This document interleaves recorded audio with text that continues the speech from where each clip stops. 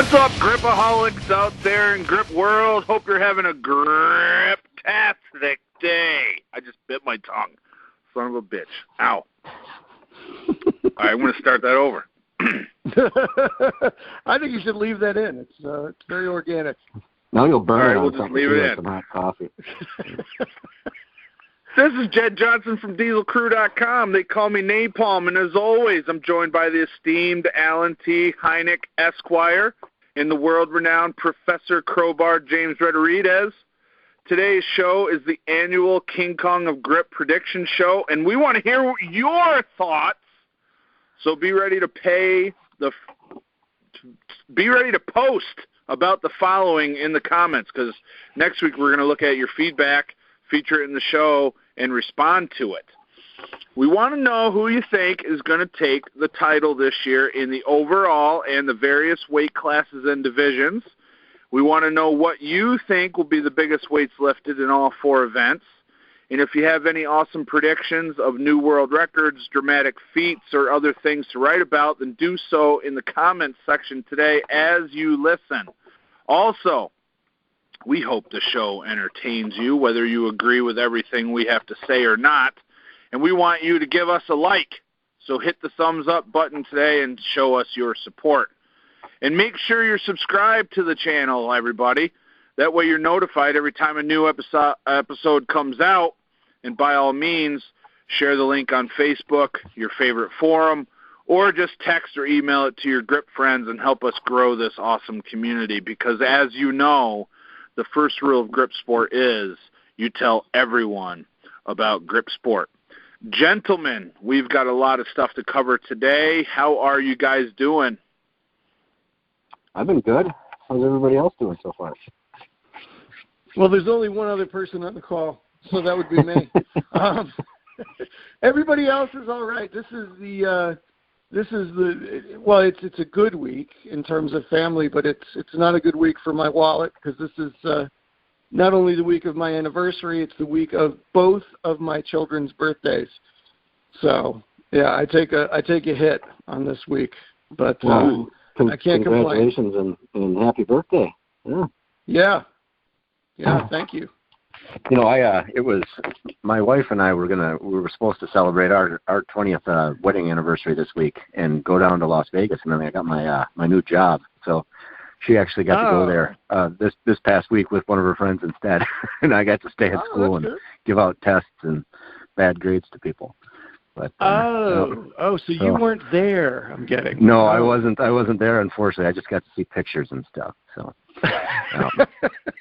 Well, happy anniversary, Alex. Well, thank you. That's great. I got to see pictures of my wife and friends living it up in Vegas while I worked. Yep. What a glorious anniversary gift. That is right. Yeah. Had I known how teaching was going to go in advance, I think I just probably kept my old job and gone to Vegas. Yeah. Well, other than that, how are things? Yo, everything's good. I'm energized, dude. 3 of us from the gym and myself went to this place called Reaper's Revenge on Friday. It's like this 4-stage haunted house, haunted hayride type deal. It's really cool. It's like an hour and a half away from the house. We all went. It was a great time. So plenty of. That sounds cool. Yeah, man. Plenty of memories. You know, that's what it's all about. And really, really had an awesome time. So, training has not really been going that well. So, some frustrations there. But I'll tell you what, it was a great time getting out there and enjoying Reaper's Revenge. If anybody in Pennsylvania is listening, you should check that thing out. It's really awesome. Yeah, that sounds cool. So what's all right, well, let's get right into the topic today. We're doing predictions for the 2019 King Kong of Grip Challenge. I think before we started rolling, we figured we would go in the order of events first, talk about some predictions for each event, and then later on we're going to talk about who we think is going to come out on top once the dust settles. So if I'm not mistaken, the first event in the competition is the Flask. Is that correct, guys? That is right. Yep. All right, so it's the one-hand flask. It's all these events are crossbar events, so no lockout calls are necessary, and you know, it is what it is. The Flask is an event that it's going to be interesting to see what's going on, because you know it's plain to see for me that the flasks that are out there are not all exactly the same. Like I don't know how much some of them have those rubber things on the bottom. I don't think that has to do with too much, but like it's plain to see that some flasks like season better than other flasks. In fact, my flask was seasoned really, really well, and it ended up getting cleaned off, and we are having a hell of a time getting it to season again and take chalk. It's been like starting over completely. How does that happen? Well, I wasn't there. I had nothing to do with it this time. Nope. Last year the thing broke. It had a big crack in it, so we had to take it to someone to get it welded. And then this year it was ready to snap again. Like the bottom of it was caving out. So in the process of like compressing it back in, like it ended up getting, I don't know, like just the surface of the chalk got taken off during that process. So I don't know if it got hit by a cloth or what, but like all that shit was stripped off of there. So we've been struggling with that. We bought one from Delmar Carter. You guys remember that name? Yep. Yeah, love Delmar. Good dude. Yep. Yeah. So like, and then that one has like scuff marks all over it. Like it looks like someone actually took a sander to it. So, but the biggest thing, the most annoying thing I think is that like mine, the one that I bought several years ago, has like really rounded edges to it, and then Delmar's is like really straight. So is it sharp? Like not sharp, but just not as rounded.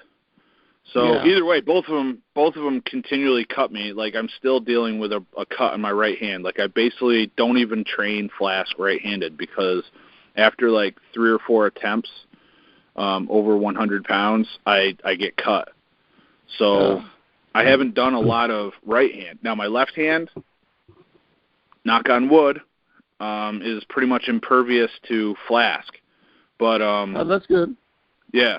Now look, here's the deal. You're going to have the same edge variation in the Euro as well, obviously. You're going to have the same variation in seasoning as well. But, you know, I haven't ever seen a Euro actually break.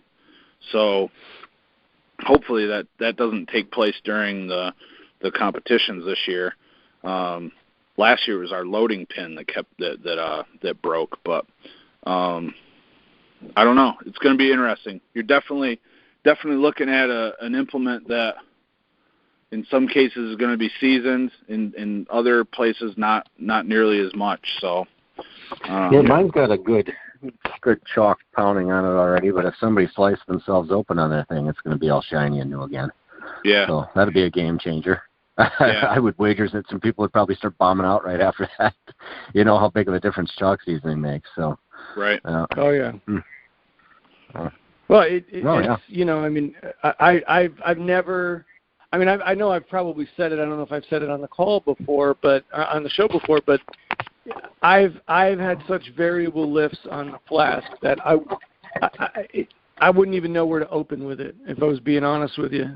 Like I just, you know, it's almost like I'm more sure about pulling, you know, 2 45-pound plates with weight added to them than I am pulling any number on the Flask that is above, say, 80. You know what I mean? So so it's so hard to predict, but then there's days where I've grabbed the Flask and it's felt like my hand is glued to it. You know, so So I don't know. I mean, I think a lot of it does have to do with seasoning, and I think a lot of it does have to do with humidity and dew point, and where the contest is going to be held. Is it going to be a little bit damp there? Is it going to be hot and dry? I really think that's going to be a variable. It might sound ridiculous. It might even sound like I'm splitting hairs, but I do. No, that's not. You're right on, actually, James. That's no doubt a thing that goes along with it. People have noted that sort of thing for years, as a matter of fact. Different humidity levels and how they can get a purchase on things. Yeah, there's no two ways about it. I think that goes along with why you see some people blowing on their hands a little bit, get a little moisture involved, and it helps, make things a little more tacky, if you will. So that's a real thing. Yeah. So what do we think? I mean, my first thought, like the first name, if I was to free associate that would come to mind, if he's going to be competing, would be Jesse Pignonia. Yeah, and he's definitely talking about competing. So he's already put up a video where he's lifting 130 pounds on that thing. Yeah. That's so. Has anyone? Well, Jedd, you have the record on it, right? I have the record at 125, and I tried a 128 pull last year, got it off the ground. I'm nowhere near that this year. I don't know what's going on, whether it's mental at this point or what, but I'm nowhere near that. I haven't lifted 120 pounds in the last 3 months. So I don't know if it's become like a series of bad habits that I've done, or if I'm just more used to training on the Ironman pinch block, but it's really seriously not been going well at all for the last several months with the Flask. You're screwing up my predictions here, Jedd. Well, yeah, I mean, it's screwing up my expectations as well. Yeah. So, well, though, a week off and some competition adrenaline might change that for you, though. That has a way of stacking some weight on this. So. Yeah. I remember last year, about a week before the competition, I believe the record, the previous record was 118 or something like that. And I did almost a triple with that weight about a week before the competition. Wow. And I look back in my notebook, and I can't find find that workout in my notebook, so I must not have written it down that day. And if I look back at the other days in my training book, I'm producing about the same numbers now that I was last year. So going back to what Alan said, a week off and some contest adrenaline, yeah, it might pay off, and I might be able to see some of the numbers that I'm used to pulling on the Flask. But I just don't know, man. Last year, I kind of no-sold it and didn't really talk about my numbers because they were going really well. This year, straight up, they are not going that well. So at least not on the Flask. So I don't know. Alan's you're sandbagging. So Jedd, at your venue, you're probably going to be the last guy to take the pull to the Flask, right? Well, it depends, because I was talking with Chad Woodall a few months ago. I don't know, maybe, probably just a couple. He's on my sleeper list on this one. Yeah. Yeah. Well, I believe he made a comment in the thread, the main contest thread, that he would be training for King Kong. Yeah, I know he bought all the stuff. Nice. But I also heard from him that he was having a hard time with the aluminum implements as well. So I don't know if he's still planning on coming or not. So he's like an X factor, man. If he shows up, listen, Chad's pinch is awesome. The numbers that he's frustrated with are still probably 50 kilograms plus. So it's still going to be, if he shows up, it's probably going to be me and him going at it at the end of the event, and it's going to be like a face-off, like it has been in the past. And believe me, I hope he comes, because that's gonna raise my game, and I've been thinking about that the whole time and using that as motivation. So Yeah, if he comes, it's going to be real interesting, and the numbers that he puts up are going to probably upset the apple cart across the board in all the other events as well. Yeah. Now he's in Georgia, right? Chad is in Georgia, yes. So technically, wouldn't he be closest to Gil? Is Gil putting on a leg of King Kong this year? Yeah, I believe I think he is. I'm not sure, but he talked about it, and he was gonna. He wasn't worried about going to the closest one. He was mainly looking to come up here because he'd be, comfortable, knows a lot of us, and said he wanted to hang out with me a little bit. So that's See, that's how you do it. That's how you do it. Yeah. You want to go head to head like that. You step into the guy's own gym, or whatever. And that's how you throw down. Yep. You don't do it across, multiple states away. Yeah. Yeah, sure.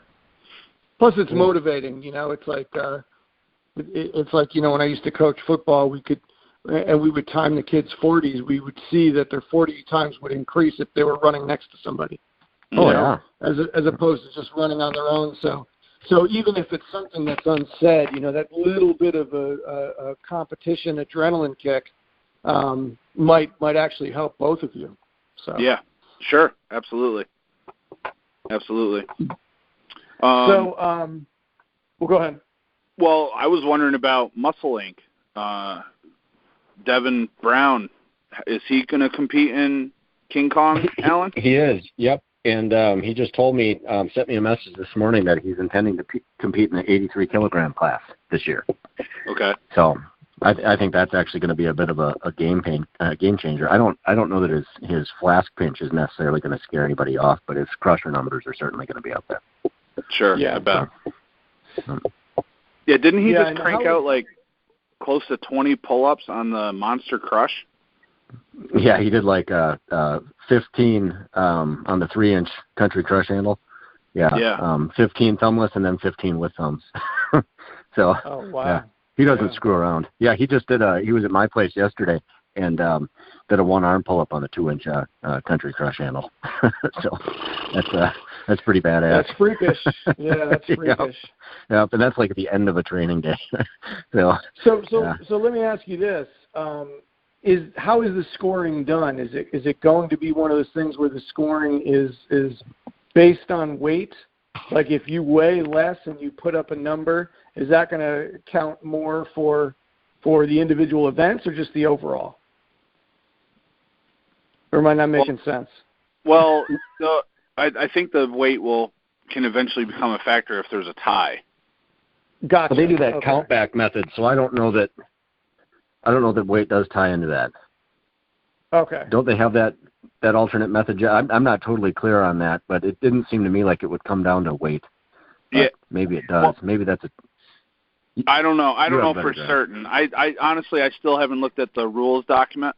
Like I usually look at that just the week of the contest to make sure I know like the holes that everything is supposed to be attached to, and the height, and I'm going to make notes this year of the crossbar heights and stuff like that, so that I know. But as far as the scoring, I mean, since I'm not running the contest, I don't. That's something I don't even really pay attention to. I do know that they use more of a strongman scoring, so first place gets a point, and second place gets 2 points. So yeah, it's one of those events where if you're head and shoulders above someone else in numbers, you're really not going to get a huge advantage over the second place person. You're only going to beat that guy by 1 point. So, gotcha. But at the same time, you still want to get as high as you can, because if you have, let's say on the Flask, you get 50 kilos, 110 pounds. I mean, there's probably going to be a lot of people that are only going to get like 101, 102, 103, 104, stuff like that. So even though you're only beating them by a small percentage point, you can end up racking up some points on them if you get like 110, 111 pounds. So okay, does that make sense? Yeah. So I don't, I know this guy from his 2-hand pinch stuff, but Adam Glass. Does he have is his one-hand pinch kind of the equivalent or comparative? He's got a You know what? I one-hand can't think pinch. of a single one-hand pinch that he's ever put up, to be honest with you. Yeah, that's what I was thinking. I think he's got some pinch block numbers that he's put up in years past, but I think it's been a while since I saw those. I think he's been mainly doing the Saxon bar two-hand pinch, so I can't even recall any videos of him doing a one-hand pinch on the Flask.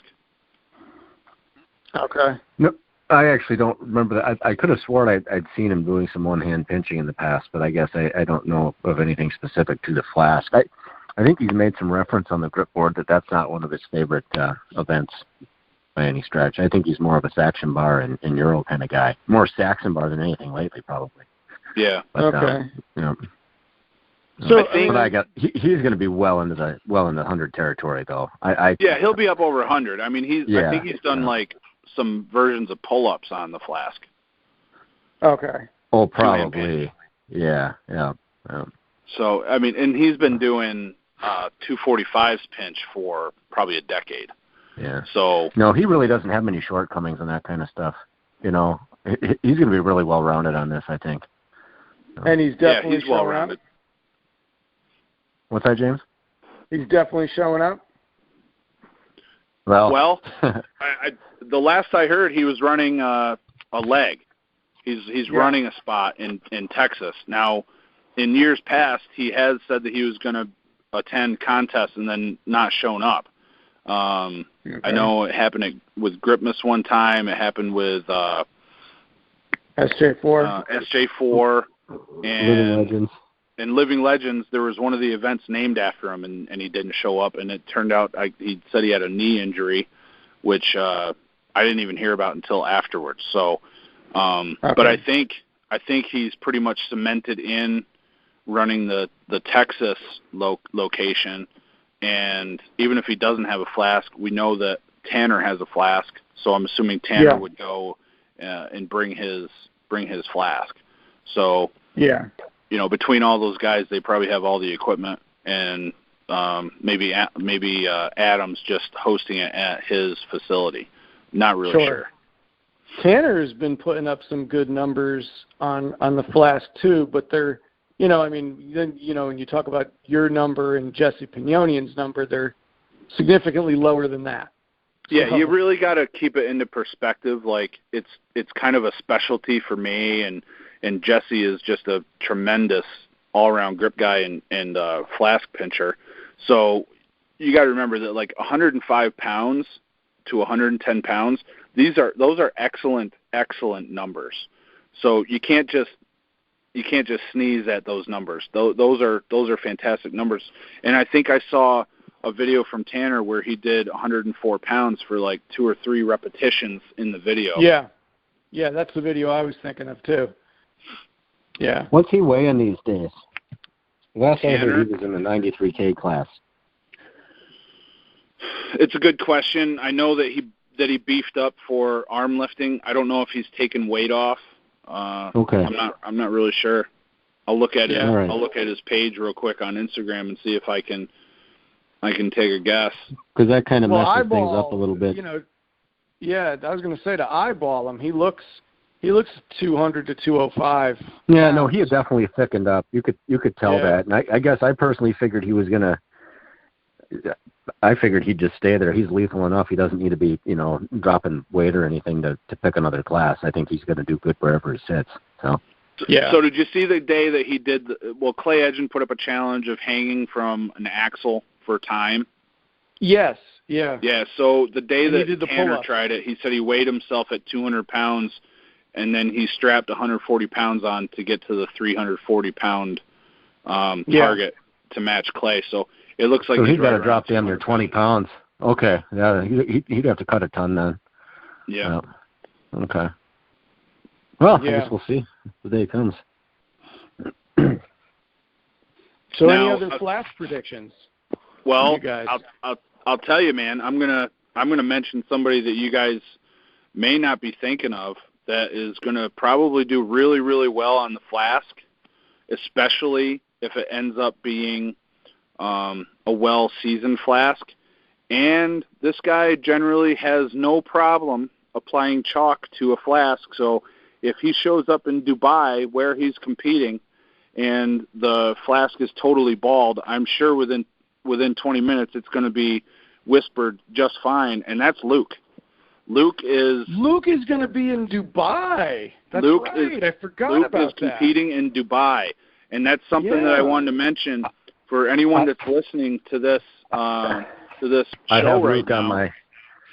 The I have high date hopes for of Luke. King Kong is, I believe, the 26th, guys. It's the last Saturday. Is that the 26th? Yeah. All right, so some venues are taking place a little bit earlier, so you want to make sure you're aware of that. But I don't want to get off the topic of Luke's pinch. It's been crazy lately. He's been super strong. I don't want to spoil anything, but I think a lot of these events really favor Luke this year. Actually. Absolutely. So, yep. I've got him planned quite high in my rankings on this. So I think he's I think he's really going to make an impact this year personally. I would agree. Yep. I mean, Luke has done stuff one-hand pinch-wise that very few, if any, have. So I could definitely see him. I hadn't considered him for the Flask, but I thought two other events in particular were right in his wheelhouse. So if he follows through with that Flask business, he'll no doubt finish where I have him figured for his class. And then, I wouldn't change anything based on that. We'll get to that at the end. But I don't know. Well, good. That'll probably cement him then. Well, there you go. Any other surprises or any other guys that are out there that maybe you guys noticed have put up a video lately that's showing promise for a really strong finish? We haven't heard much from Cody Burns in a while. Yeah, I don't even know what he's doing. But I mean, you could if he does show up, I think we could expect something decent out of him as well. Mm-hmm. That he generally competes in Michigan, and I know that Michigan is one of the ones that's competing early. So I encourage everybody to check out the grip board in the contest section to see which locales are going early. I know I got that information from Eric Rusain, but I just can't seem to find it right now. I'm still digging. So the other guy that I still haven't heard much from recently is that I was going to bring up is Dan Fleming. Yeah, I haven't seen much from Dan either. I was actually thinking about Ardo too. Ardo's a strong flask pitcher. Yeah.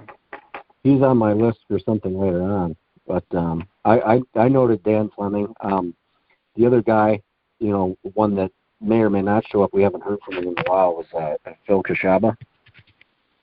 He's an absolute monster in the 83K class. Depending if he shows up, this is the guy that came onto the scene and took first place in a competition. If you remember, ahead of Cody Burns. We'd never even heard of him before. So that's true. Depending on, I mean, that's a big one out there. So, I guess we'll see. It all depends on who actually truly shows up at this. So, I'm looking forward to seeing like a top career performance on the Flask from Mike Rinderly as well. He's been training really, really hard for this competition. I overlooked him.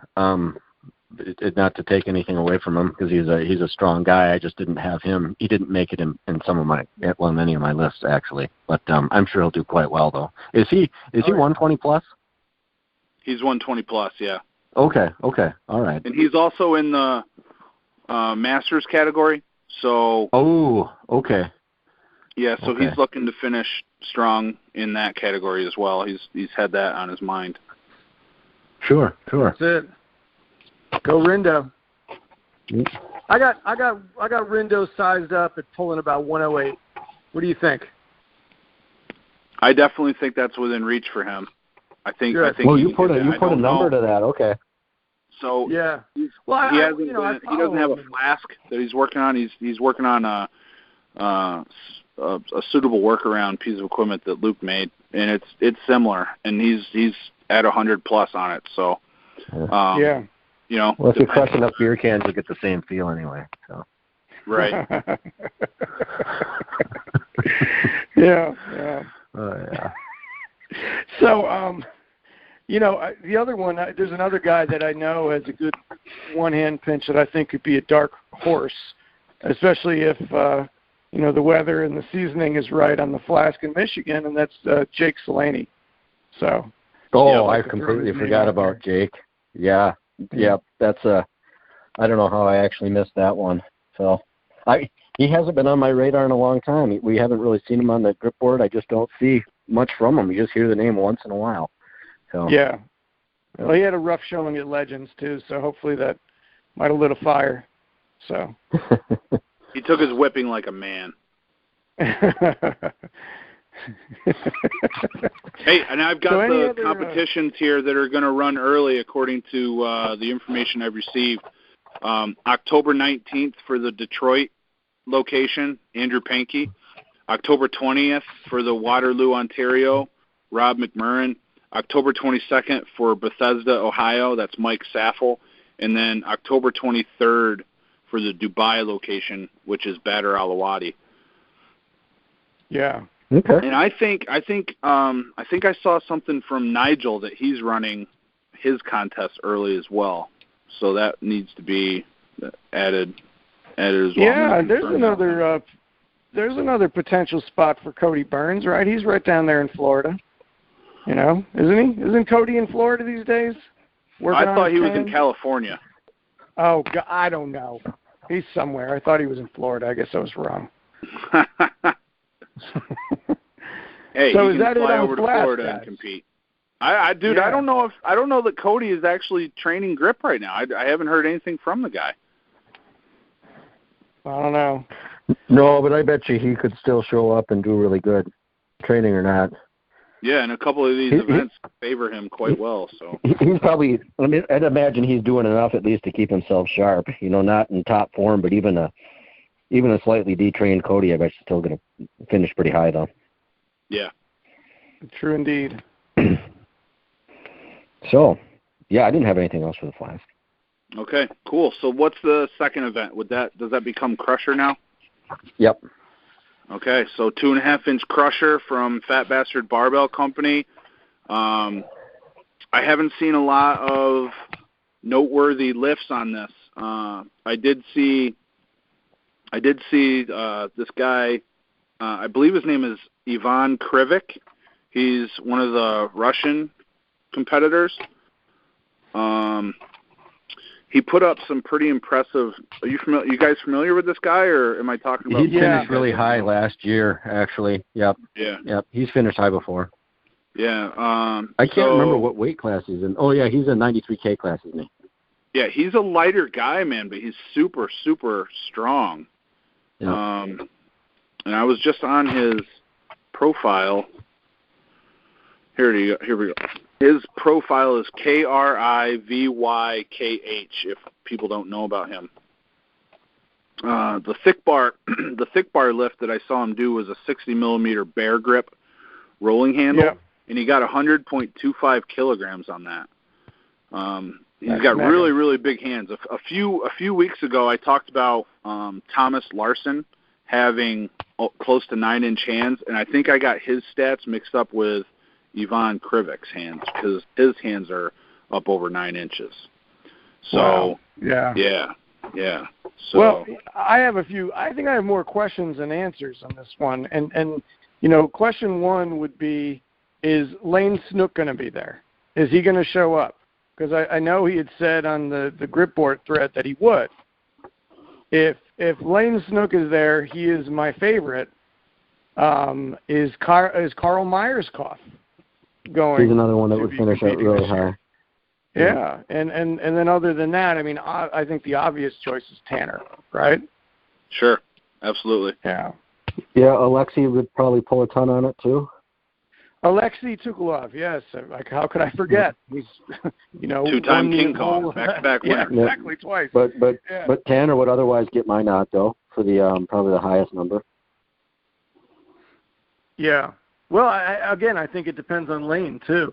Jedd, you might know, because I know you communicate with Lane, don't you? Dude, I haven't talked with Lane, but someone said that he was going to be competing. I know I heard that from someone. Well, wasn't he repping the world record recently? I mean, didn't we see something like that? I thought it was just ridiculous. He was repping the world record. I don't know if it was on Crusher. It might have been on that blue handle, Silarukov handle. Yeah, I don't recall. I'm not 100% sure. No, he pulls a boatload on that thing. So sure. I mean, it's thick bar machine. So it's gonna be a spectacle, I believe, when he gets on the platform. I hope he competes. I really do. I don't know what he can do on the Flask and the other implements. Maybe I know Little Bighorn. He's does perfectly well, but a lot of these names are people that will go in and really mess things up for the one event, and then maybe not do so well in the other events. So it could really spoil stuff for someone who, like me, for instance, who depends on a very, very high finish in every single event, and to get hit hard on more than one event really hurts my chances of a top finish. So it's funny that you mentioned that, because I was sitting there and I was thinking about the individual events, and I was sitting there thinking, I would put Jedd definitely in the top 5 of like all of the events except for maybe the shallow dub hub. And if you manage to finish high in the events, then even if you don't win them, like if you're in the top 5 in every one of the events, there's a very good chance you're winning the overall. So sure. That's generally how the scoring pans out, for sure. We've seen that out of Jedd previously. The year you won, as a matter of fact, I actually don't know that you took first in any of the individual events. Did you? I can't remember. Probably not, because the year I won, it was Euro and not Flask. So I think it was 2015. That was the year when Cody won. Probably broke that record, wasn't it? That might have been that year. I think so. And that was the year that I tried the world record in the one-hand pinch, and I got it off the ground, and I have no video of it because my dad started the camera before I started lifting, and then as I started lifting, he turned it off, so we got no footage of it. And then I ended up with like a 20-minute video where we were just cleaning up and stuff because I was the last one to go. Fired! You're fired, old man! That's what I talked to him about. And then, sure enough, so you haven't talked to your dad since 2015, Jedd?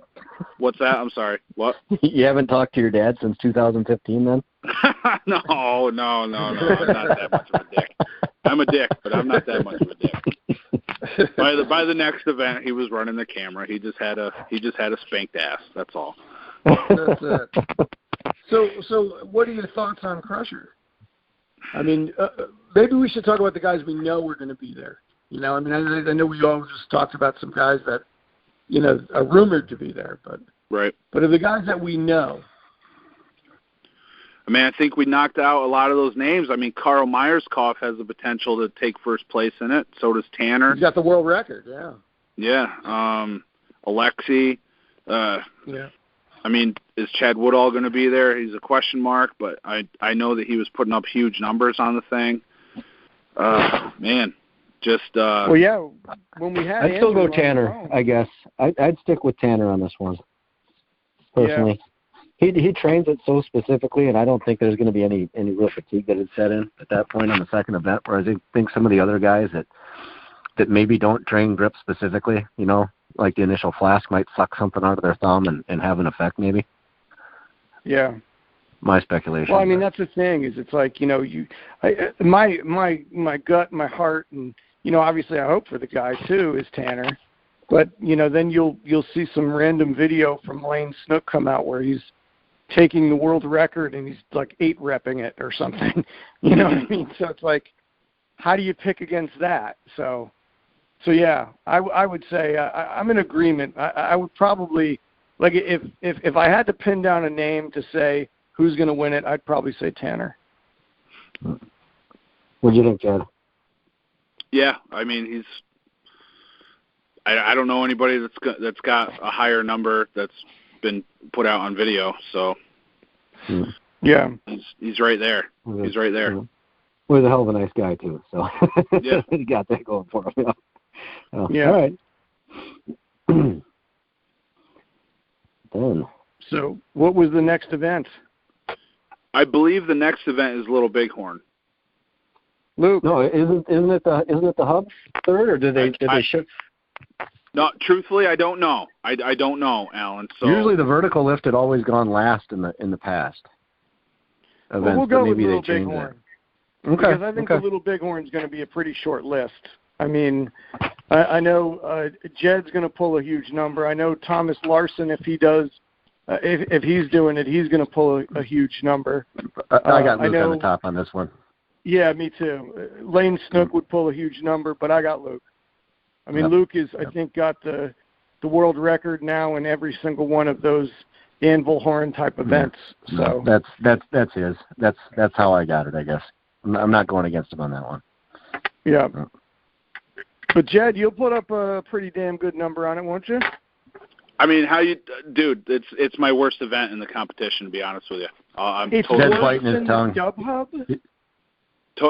The dumb hub is much stronger for me than the.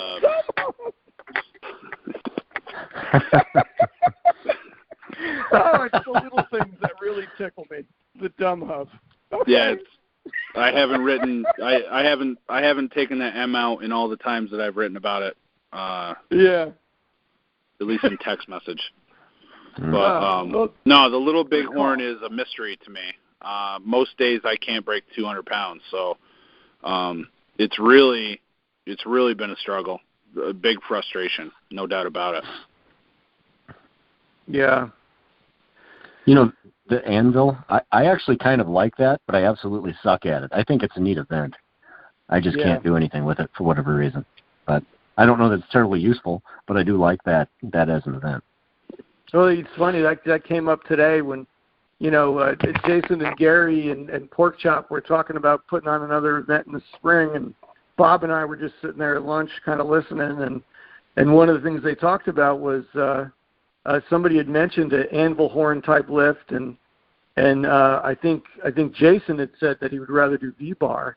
So, you know, I don't know. I mean, I think if I had to pick between one of those, the anvil type, I mean, I would really like, especially after watching Legends, I'd like to take a crack at that FPVC Legends anvil.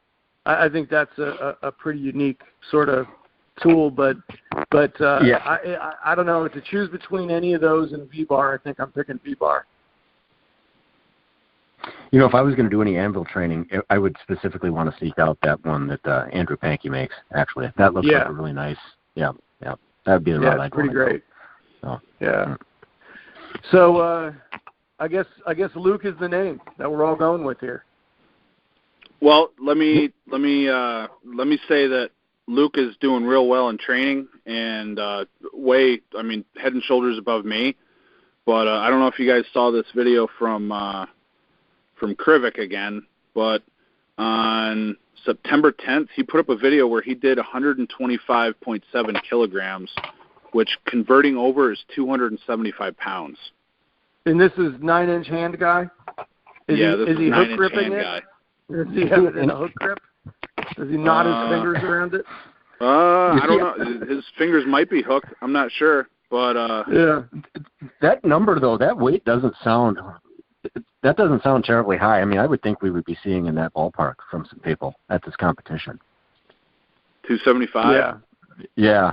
Given that it's not a lockout lift, that it's it's an abbreviated height lift, I figured we'd see that get up there. And it's following, the conventional rules. So, seasoning and everything is allowed on it. Yeah. I thought we'd easily get into that. Boy, it's possible. It's possible. It does open up for some heavier weights to be lifted. The fact that everything's going to a crossbar instead of having to pull to lockout and the judge give you a down call. So it's a great point. Well, I hadn't seen many other people lifting. I just had Luke pick with just the kind of last couple of years we've seen out of him. He's just been trending upwards. and that type of thing in particular is just right up his alley. Oh yeah, definitely. He's on fire with all of those vertical bar / little Bighorn anvil handles. Actually, we haven't even done a 2-inch vertical bar lift in I don't know how long. It would be interesting to see where he's at on that. He was including the Excalibur replica in his training for the longest time. I don't think he's done that in a while, but he's still working on that handshake thing and the slapper and the Oh, he's working with those things? I'm sorry?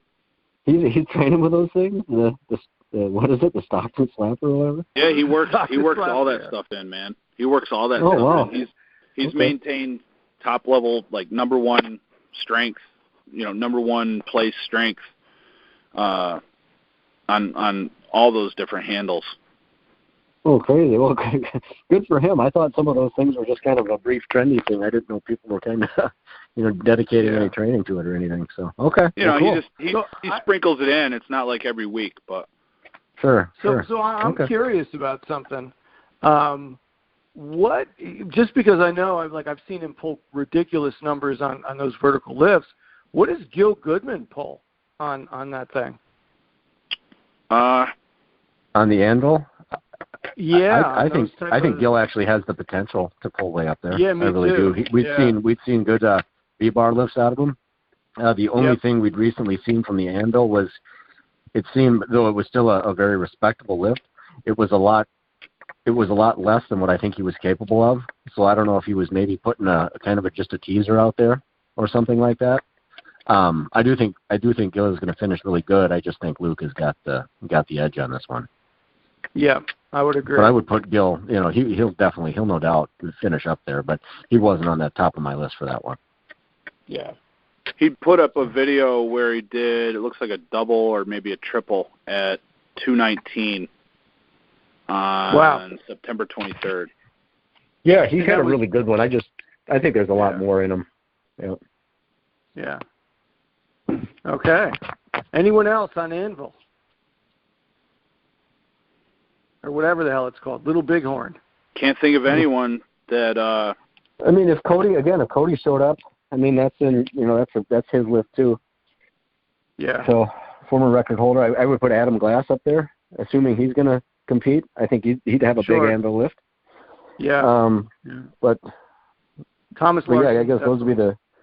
Yeah, I hadn't seen much out of those guys, I guess, on that. So I really don't know where some of them are at on it. So. Yeah, I'm banking on Thomas Larson pulling a big number on that. Okay. Well, we'll see. Maybe I'm way off on who I have on top, but I'm pulling for him anyway, Luke. So. No. I don't think you're way off. I think I'm in agreement with you that Luke. Yeah, like Luke is the guy. I'm just I'm trying to figure out if there's any guys that could sneak in. And I think there's a few guys that have some potential to, but Luke is the favorite. No doubt. For sure. I could see something crazy like that. Like I said, if even if that Phil Kashaba was just laying in the weeds out there and showed up, I think we'd see a big ass number out of him too. No doubt about it. So yeah, for sure. Yep. All right. And the Dub Hub. Yep. The shallow Dub Hub. Yeah. That's our. You know who I'm going to go with? And I don't watch anybody's numbers on the Dub Hub for obvious reasons. Probably the same reasons that Jedd wouldn't if he didn't have to compete on the thing. Jerome Bloom. Just because it seems like the kind of thing that Jerome Bloom would do really well. Jerome he absolutely Bloom would. And Serko Peterman are going to pull ridiculous numbers on that thing. That's my theory. I agree both of those would, but I also think Hari Talonen would do really awesome on it too. I think we could see something crazy out of John McCarter. That's right. So there's some of those big ones. But again, on this one too, as well, Luke has always had a really good hub pull. Yeah. And I don't know why he couldn't finish up there really high as well. Even Gil Goodman too. Sure. Those guys have always done really good in those areas. Yeah. Yeah. So, but those would be on my list. I guess I wouldn't put Jerome at the top. I would maybe put Hari Talonen. highest at the end on that, and John McCarter. And then like I said, I'd definitely still sneak Luke in up there as well somewhere. I haven't seen any hub pulling out of him on the shallow hub. I think he's got it in him though. Well, I'm picking Jerome. I'm sticking with Jerome because I feel like any of those lifts that are, the weed pulling type lifts or the pulling roots out of the ground kind of lifts that are lower in weight and high in complexity and technique, I'm going with Jerome Bloom.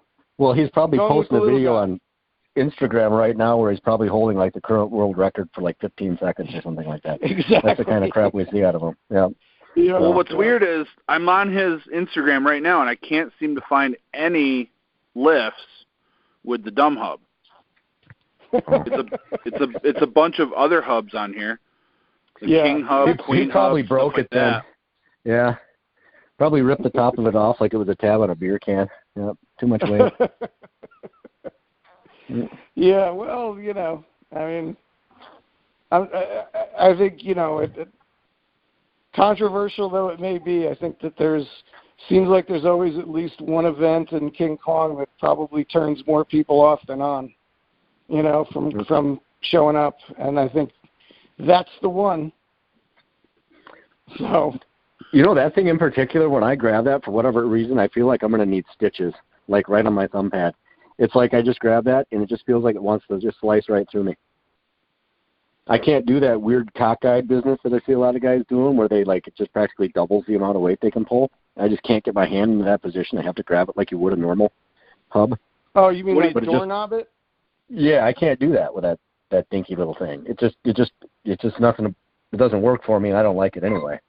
That type of V-bar grip or whatever. It's just weird. But when I grab it like how you would David Horn's shallow hub, it just feels like it's gonna just slice, like give me another crease in my thumb or something. It's kind of weird. I don't know how to describe it. But if you've grabbed it like the conventional way, you might have felt that same thing too. Because it comes up like 3/4 of an inch on your thumb. It just wants to. It's weird. It's like razor sharp. At least mine is. Yeah. There is an edge to it. Mm-hmm. Well, what about? Are you guys familiar with Chris Tracy? No. You know that name? Not at all. All right, so he's going to be probably top 5 in the dumb hub. He's extremely strong on it. He's already put up a video where he's done over 75 pounds. That is just crazy. Who is this guy? What class is he in? I don't know, man. He kind of looks a little beefy. Like I think he's probably 105 or maybe even bigger. Okay. He looks. I mean, he's got some arms on him, dude. He puts up videos doing like curls and rows and different things. And here he got 77 pounds and 3 ounces up off the ground back on September 4th. Wow. Wow. Yeah. That sounds like a ton. Yeah. That seems obnoxious. Actually, I don't know how people can grab it like that. I don't know how they're doing that. That is just weird.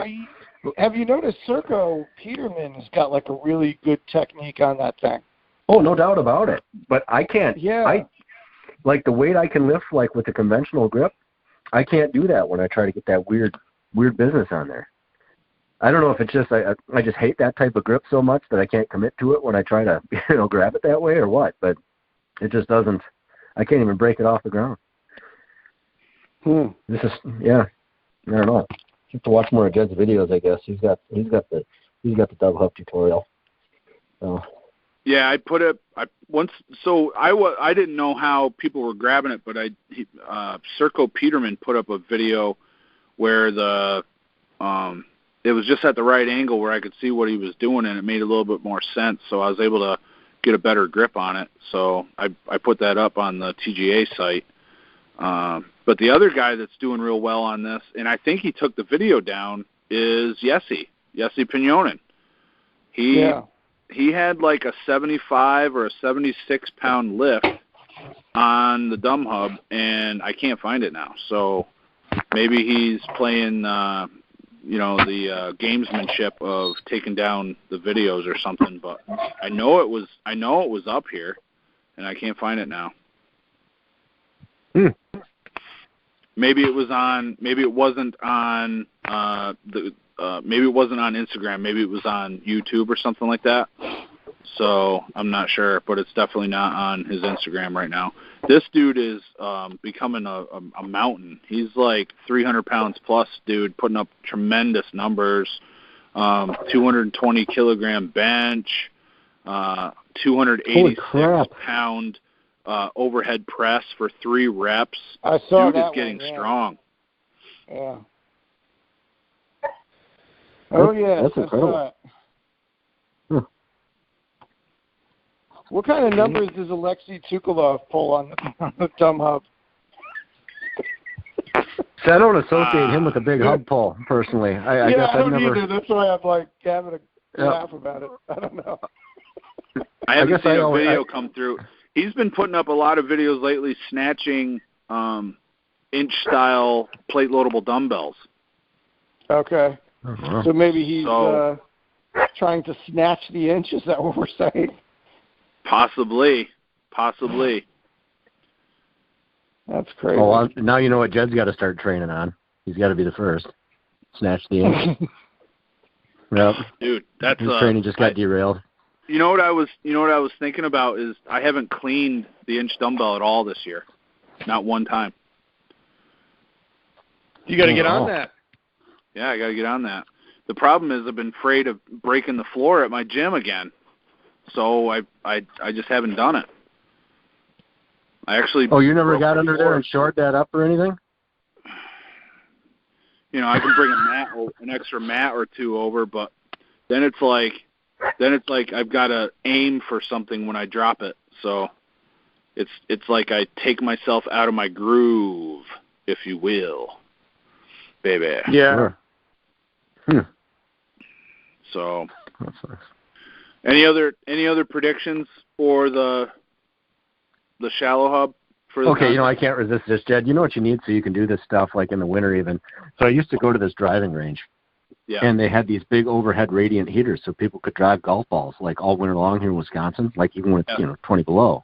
Right. Yeah. So you need one of those, like you need kind of a patio deal outside, like on your concrete, and some of those radiant heaters so you can do some of that lifting in the middle of winter.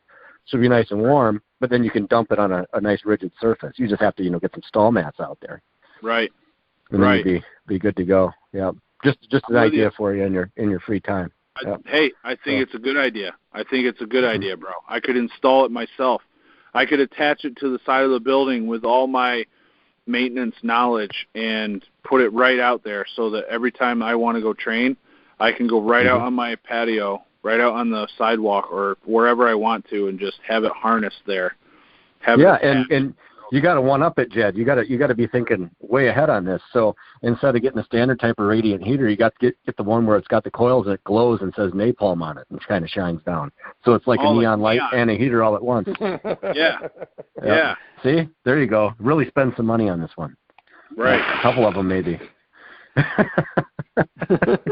If any of the gym that's what I would do. Cold, if you're dedicated, Jedd, that's the type of stuff you'd do.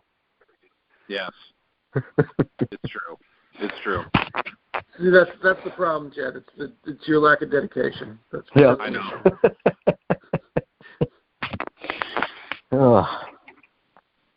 So, overall predictions? I have Jedd for the win. Well, thank you, Alan. Yeah, I got Jedd up there too. I think if it's one of those things where if it does for some reason come down to people having a strong event, being strong in all 4 events, then I think, I honestly think Jedd is the guy to beat. I think Alexei Tukalov you can't ignore. I think he's going to be there. I don't know what his hub numbers are, but I could see Tanner finishing up there. And again, I don't know what his hub numbers are, but I could absolutely see Luke, because I see other than the 2.5-inch crusher, I feel like 2 of the 4 events really favor Luke. So here I had Jedd for not only his weight class but also King Kong. I had Jesse Panonen taking number 2, and I had Luke 3rd overall. Well, and I had him first on his weight class, and I'm even more comfortable with that 3rd after what Jedd was saying about the Flask, because I figured Luke between the hub and the anvil and plus his placement in the other events would have got him 3rd. So if his Flask lives up to it too, I don't see why he couldn't be there. And I had him picked for his 93K class. Yeah. Well. Yeah, Jesse's a good pick too. Mm-hmm. But I didn't have Alexi finishing in that same placing this year. I didn't pick him in the top 3. Yeah. One guy we didn't really talk about, and I don't know much about his one-hand pinch and his hub numbers, is Eric Rusin. Eric, he's very strong on thick bar and those vertical lifts. So that's where I thought we'd see him. I guess I thought the other events might hurt him just a little bit, though. Unfortunately, gotcha. I know his crusher would be up there, but that was my thought, is that the other ones just weren't his best ones. I could be wrong about that. I don't want to discount him, but when I think of Eric, I always think of just big, thick bar numbers. Yeah. So Jedd, who's going to win? I think if Chad Woodall shows up, he's going to win the overall. I really do. Okay. I think his ability to pinch is going to be enough to get him a good standing. I think he can probably break the record on the crusher and the little Bighorn, and probably do enough over the record to come in first place, depending on how well everybody else does. And then, even though I guess he expressed to me his frustrations with the hub, I mean, a lot of people are frustrated with the hub. I think 60 pounds on the hub is going to be enough for you to finish pretty well, and I think he'll be able to pull that off if he competes. Yeah. So I don't think it's I don't think you're going to see the same kind of numbers that are going on with the Iron Mind hub in competitions, but I think 60 pounds is going to be enough to be a good cutoff. I know a lot of people have stated that, and I agree with them. I don't think that's going to be enough to win, but if he can get 60 pounds on the hub, that's going to save him enough points where he's not going to lose too much after he potentially wins a couple of the other events. I don't know if he's going to be here. I haven't heard from him for a while, and he might just show up. So we'll see what happens. That still doesn't change my thought, though, I guess. That just doesn't change my thought, especially if he shows up at your venue. I would think even if he had some edge in something like that, I think you'd just be ramped up to the point where it'd be such a head-to-head thing. I would still give you the nod. Absolutely. I would absolutely love it. I gave Jedd the perfect Joe Namath opportunity to predict his own victory. But yeah, I was going to say Jedd's allowed to vote for himself, but he's just not doing it. It's never going to happen with these events.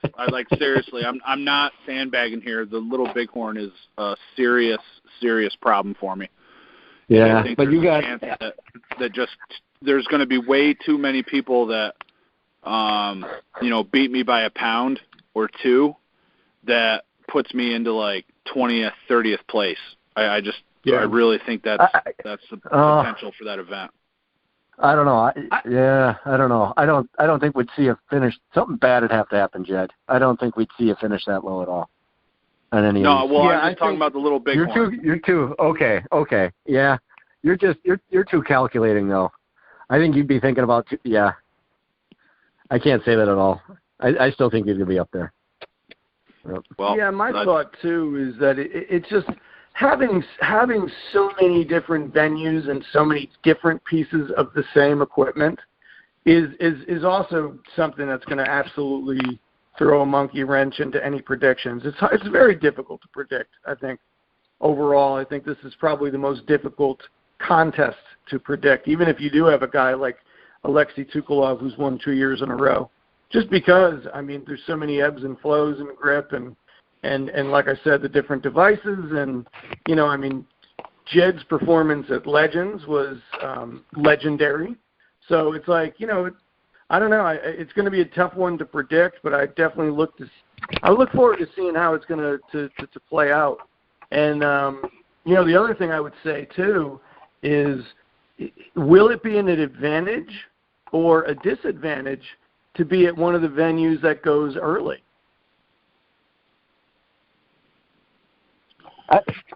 Even though I got to say disadvantage personally, but we're not allowed to share results or anything like that.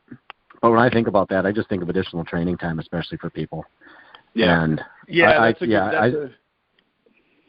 that's my thought anyway.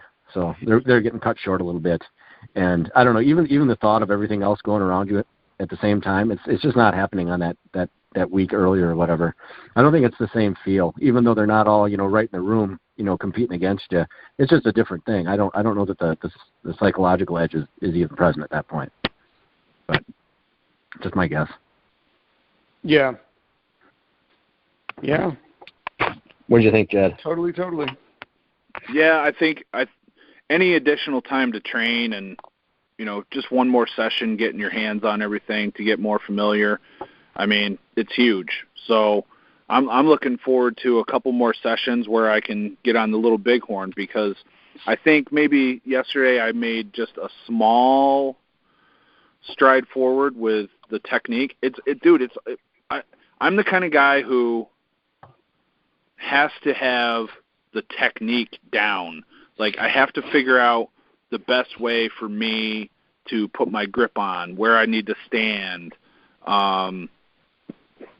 taking the slack out of the carabiner, stuff like that. And generally what happens is I'm like, oh, okay, that worked. Now I'm going to run with that. And once I have it optimized, I can start really adding weight on. And nothing that I've tried so far has really given me that kick where I feel that I'm confident in my technique and I can start adding weight to my total.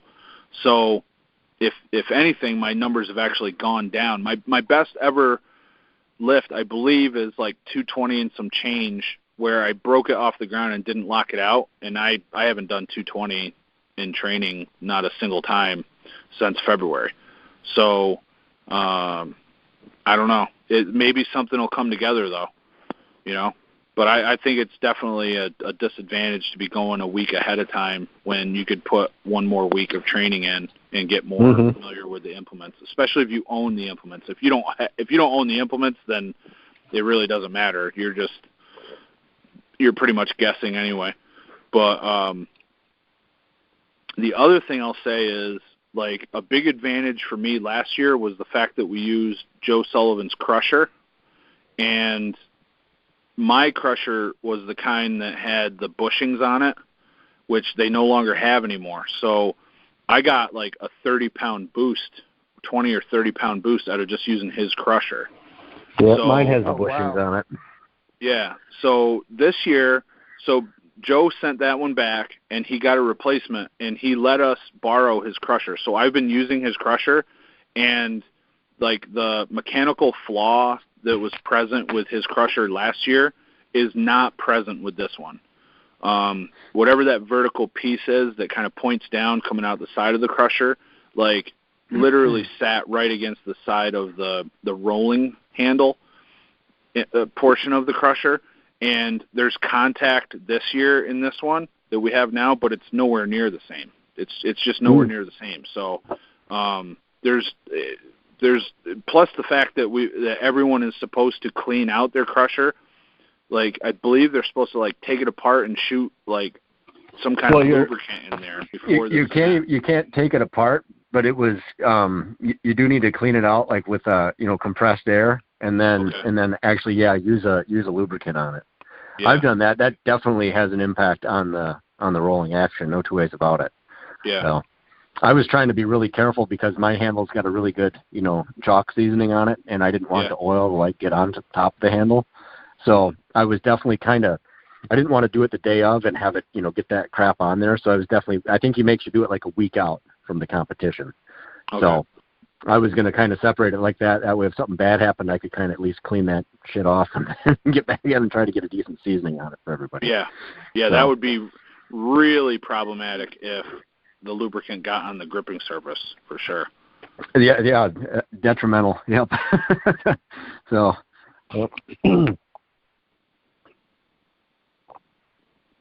So should we move on to? Well, go ahead. I didn't know if we wanted to start taking picks on some individual weight classes or. Wow, I hadn't done that much homework. I hadn't okay. either, to be honest with you. I'm not real familiar with what everybody weighs, so a lot of that would just be guesses for me. But if you've got some stuff, Alan, go ahead and share it with us, dude. Love to hear it. Well, so obviously I had you picked overall. For 120 plus, I actually had Jesse P. coming out on top, Jesse Panonin. And then I put Alexi and then Ardo. Yeah. Overall, I would say that would be the top three, unless, like Jedd was saying, unless Chad Woodall is just, shows up and is phenomenal. Yeah, and he was on my sleeper list, but he was just such an unknown for me that I didn't include him on there. Then in the 120 class, I had Jedd and then Hari. I didn't know who else might show up for that, other big names. So that was kind of tough. The 105, again, I had Thomas Larson and then Uni Mahonen. Yeah. And I didn't really have a third for that. Is Uni in the 105? I thought he was lighter. He was. Yeah, I thought he was lighter too, but he's another guy. I thought last year he was 105. I thought, anyway. I might have be wrong about that one. The tough thing for Uni is he had a wrist break or wrist sprain or something like that earlier this year, and he had a cast on. So it's going to be it's tough to tell, where he's going to be at as far as his rehab schedule, how well he's been able to bounce back from that. It was an untimely injury, but I think he probably got that work done on it when he, the best possible time that he could. Sure. Well, then 93K, I had I got Luke coming out on top. Then I had Tanner, then Gil. That was my top three in that class. Okay. What did you guys think of that one? Well, that sounds. Yeah, I was going to say maybe Uni Mahonen, but you're saying he's up a weight, but. That's what I thought. Yeah. But I would, but even then, I guess that doesn't change. That wouldn't change my picks though. On that, no. I think those three are just that good. Yeah, that wouldn't even change it. Yeah. For me. Well, I don't know. Like Uni's Flask number could be up there too, though. Yeah. Yep. So. I just like those picks so much, though. It's hard to change it at this point. None of those guys, provided surfaces are not optimal, but at least good. I don't see any of those guys beating Luke on the Flask this year. No way. No. Wow. Okay. Good and then 83K class, I had Cody picked to win that if he shows up. And then I actually put Devin Brown at number 2 in that class. I think his crusher is going to be up so high. I think his Flask is going to be plenty competitive. I guess a third, maybe Mike Rogowski. Tough to say. He's going to show up, and that should be the class he competes in. If Dan Fleming or, again, Phil Kashava showed up, that might shake things up. But those were my thoughts there. Sure. I didn't really have a pick for 74, though. Otherwise, the lower classes, I'd definitely go with Nigel, Yves Gravel, Jerome Bloom. Yep. And that pretty much rounds it out for me. I guess I'd definitely pick Jerome easily in the top 3. And then Nigel and Yves, probably give Yves Gravel the edge in the lighter class. Maybe put him number 1, Nigel number 2, depending. We haven't seen much from Nigel lately. Yeah, Nigel's been playing a lot of tennis lately. So he's been splitting time between a couple passions of his and doing lots of personal training as well. So I don't think we're going to see the same Nigel that we saw a year ago just because he's got other interests. Mm-hmm. Yeah, so I guess, Yves on top. I don't know, maybe that shuffle that placing, maybe that bump, Jerome up just a notch, but I'd easily put Jerome Bloom top 3 in that lighter class.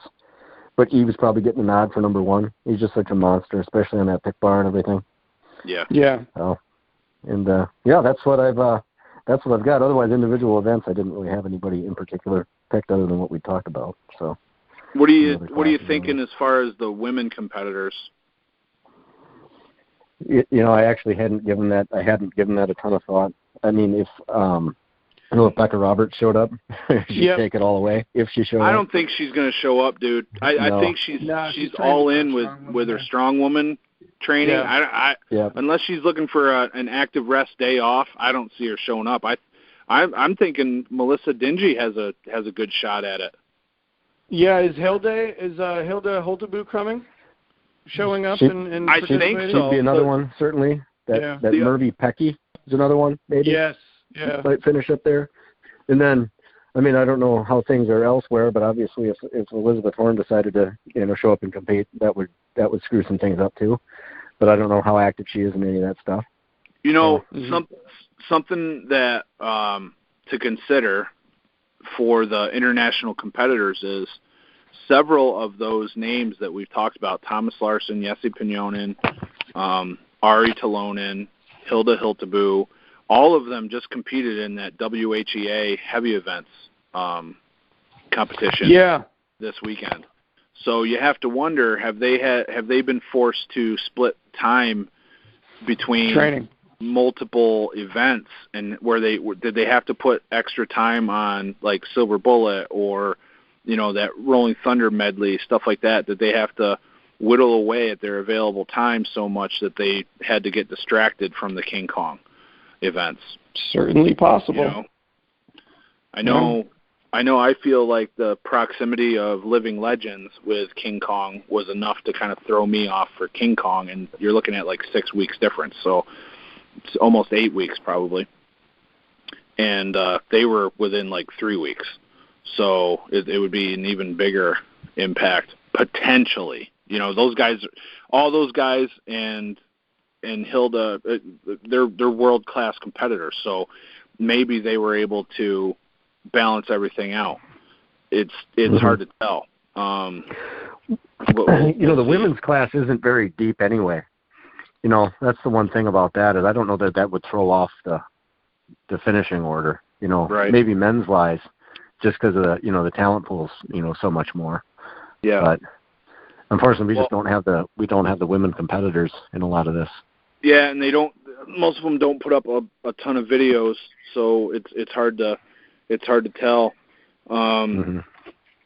But I think Melissa Dingy has a chance. I think Jason Dingy has a chance of doing really well. I mean, he was an absolute monster at Living Legends.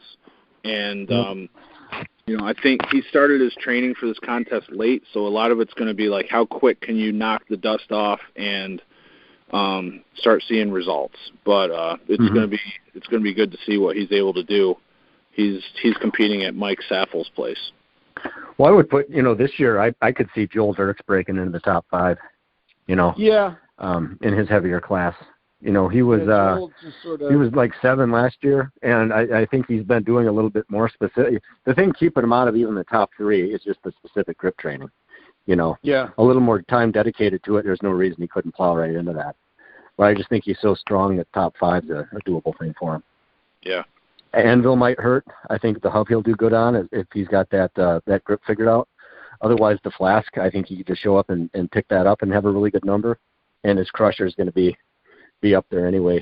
He's always pulling near the 190 plus, near 200 mark. So I think that'll be good enough to finish him up pretty high. What's he do on the Flask, man? Is he up over 100? I don't know. He's easily over. I don't know why he couldn't pull 100. I don't remember what he got last year, but I think 100's in him for sure. Right. Right. He doesn't have one I'm aware of to train on, but he generally seems to get better on it year after year with just the type of stuff that he's doing. He's more of a loose plate pinching kind of guy at best. I don't think he puts a lot of time into it. Mm-hmm. His just grip gets strong with what he's normally working on. Yeah. But yeah, that's my total predictions anyway. Yeah. Sounds like we've didn't overlook anybody. Yeah. We got a few minutes for a couple of feats. Dude, sure. Dude, we'd be remiss at not talking about the silver bullet video that R. Sinold put up on Instagram this morning. Okay. He did 233 pound number 4 with a for 25 seconds. That's crazy. On silver bullet, 233. To give you an idea, I have a 224 number 4 from probably like the early 2000s. Like it's definitely not the version that's sold now. It's got, I think it doesn't have the print on the bottom by the numbers. Dude, it's only 224, and I can't even lock that on the bullet sometimes. And this crazy son of a bitch did 233 pounder for 25 seconds. That's just maniacal. Yeah, he's the guy that also did a credit card close with a number 4 last week. Yeah, I was going to say something like that. We'll probably see a 4 cert out of him. Well, he was saying on, I want to say it was the comments on YouTube that, you know, it's definitely a lighter number 4 that he's doing that with, and that he the only reason he hasn't tried the cert yet is because he knows, he pretty much knows he's going to get a harder number 4 in the mail than the one that he's closing. So, but that Dave Shamey has got one hell of a crush for sure. Did you guys might not know who Brian Bellwood is, right? The arm wrestler. I don't know that name. No, I've never heard of it either. Well, he this year, this week, the first time he ever tried it, he went underneath the inch thumbless and pulled it pretty darn high. Yeah, like if you look at the Instagram video, he scooped it up. It was pretty impressive, and he said it was the first time he'd ever seen the Thomas Inch bell. So he kind of thinks that if he had a little chance to train at that, he would pull that thumbless. Sounds like he's got a pretty good chance at it. Yep. Yeah. Now, have you taken a thumbless crack at yours, James? I haven't yet. I really, I just started training it, and right now I'm kind of doing the deload method with it, and I'm doing holds with my loadable inch bell, which, I mean, I've got that loaded up at 145. I can get under that thumbless and do holds with it. But I can't do the inch. The only inch I've tried to do that with is Bob's, and no, I can't do that thumbless. So. Okay. But also Carl August Mertz, did you guys see the double no set 3s that he closed? Yeah, I did. That was really impressive. I haven't seen anyone do that in a long, long time. And I missed that some of the things that Sam Parker's been doing with the two 20-kilogram plates, the hammer curl and farmer's walks, and he's doing swings and catches, and he's doing some pretty interesting stuff. Carl August Mertz also did a number 3 TNS close and then lifted the inch dumbbell. Yeah. Yeah. Not to take anything away from Sam Parker. He's an absolute freak. I just wanted to throw that in there since we just brought him up. Oh, yeah, for sure. And I'm trying to think if there's any other feats I wanted to bring up for this week. I know, I remember Aaron Corcoran had posted I think he took a Captain's of Crush 3.5 and he was block set closing them. I can't remember if it was 20 or 30 millimeter block set, but he was doing sets of 4 with that. So that was pretty impressive. Who was that, James? That was Aaron Corcoran. Oh, okay. Yeah, I didn't see that. That's awesome. Yeah. So nice. Is he competing in King Kong? Has anybody heard? I don't know. Okay. Doesn't seem to be if he's training grippers and stuff, but maybe. I don't know. Okay. I think he saw the dumb hub on there and was like, "Nah, I'm not gonna bother." Well, I'm sure the dumb hub is turning off a lot of folks. So. I mean, hey, look, listen. I'm shitting on it, but here's the deal. I said I wasn't going to compete if I wasn't able to do 60 pounds, and I couldn't with the claw grip, but once I tried the doorknob grip, I was able to do it. So if people are not trying the doorknob grip out of some kind of, purism type of deal, I encourage you to try it, because a bunch of people are going to be doing it, man, and don't deliberately handcuff yourself because you want to hit it in the pure hub lift way. I mean, it's part of the rules, it's part of the event, so I'm doing it. I quit handicapping myself a long time ago, so I don't like hub lifting at all. I really don't. I don't like any form of hub lifting, but it's in the contest, so I'm training it. That's all there is to it. Yep. Not that statement means anything necessarily, but one of the things that I saw Chad Woodall post years ago is, doesn't matter what the events are, just tell me and I'll train for them. So that's kind of been my approach to it since then. And no, I don't like the implement. I think it's inconsistent. I don't like aluminum, all that stuff, but it is what it is, and that's in the event. And just train your hardest and get as good as you can at the dumb hub. That's all there is to it. Dude, that's such an opportunity for a bet with you, Jedd. I can't remember who it was. Somebody posted a jab at Richard Soren on the grip board one time. It was just a gentleman's type of bet, but it was something like if Richard Soren, I can't remember the specifics of it, but if he would have lost, he would have had to post something like "I love Blob 50s" in his signature line on the grip board. And which I thought was absolutely hilarious. I don't even know. I can't remember who it was that posted that, but it was just absolutely hilarious. But that'd be like Jedd getting a "I love Hubs" tattoo on his chest or something like that, or on his arm. Yeah. I thought that'd be hilarious. Hubs and stubs, baby. Yeah. Hubs and stubs. Yep.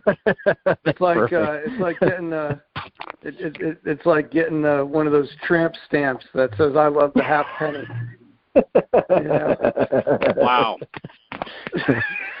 Wow. All right. You just bled me dry with that one, James. Yep, I got nothing else to add to this call, and I'm turning it over to you guys. Yep. You can expect a message from Jerome Bloom on your Facebook coming up, James. No, Jerome's going to love me. Followed by an unfriending. I picked him to win that thing. I picked him to win the dub hub. He's going to love me.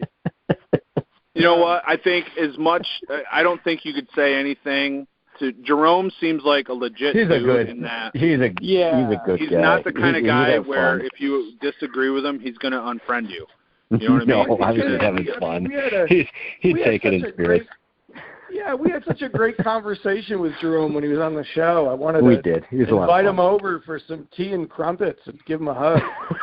Speaking of that, such a nice guy. Now you've gone too far. Speaking of that, real soon we're going to have Jesse Pignonin on as a guest on this show. Jesse from Finland will be on here. I kind of dropped the ball. We were going to, I think, get him on here for this call, but I was just plain jealous of his 130-pound Flask pinch, and he wasn't allowed on the call. So what you going to do, brother? Is that how it happened? Because I was expecting to have Jesse on this week. So, well, there you go. But he'll be on here. He'll be on here, and looking forward to it for sure. He's a good guy. Yeah. Well, Alan, it sounds like the show is yours. All right. Well, that is it for this week's episode of This Week in Grip, the King Kong Prediction Show. Everybody let us know what you think. Don't forget to like, share, and subscribe. Comment down below, and we'll be back next week with another one. See you then.